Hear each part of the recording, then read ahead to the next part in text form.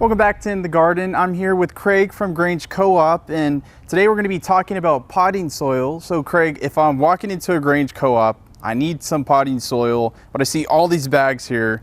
Which one am I picking? Yeah, so that's a big question we get because we do carry a large variety, as you've noticed. So what's different, and the reason why we have so many varieties, is there are blends that are for specific things. Okay. So for instance, if you are coming in and you want to do, say, a hanging basket or something that's going to really, you want to have something that holds as much moisture as possible, then you want to do something that is like a blue ribbon blend that has a lot of extra ingredients in it. In this case, it's coconut coir that has that retains that moisture better. So that would be one thing you would look at. If you're going to be planting a succulent or you're going to be planting a citrus plant in a pot or something like that, then that's where you would pick something like this is the palm cactus and citrus mix, something that doesn't retain moisture. It drains really well. So you would certainly not, you wouldn't ever plant the stuff that you're going to plant in this one. If you planted it in this one, it wouldn't do well, and vice versa.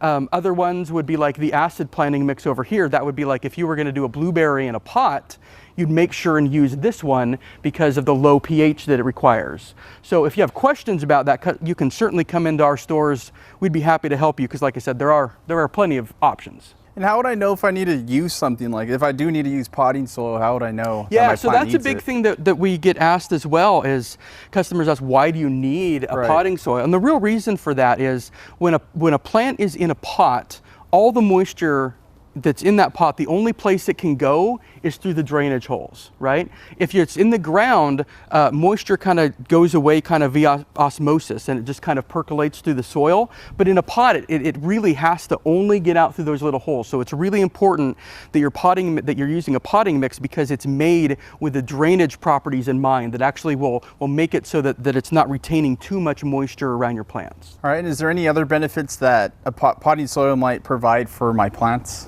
Yeah, there is going to be some type of nutrient package that's in all the potting soils. There is some amount of a fertilizer that's in there. So when you first plant it, a lot of times you don't have to necessarily go and amend the soil with something to give it a little more nutrient charge. That, of course, is going to wear off over time. You're going to want to fertilize later.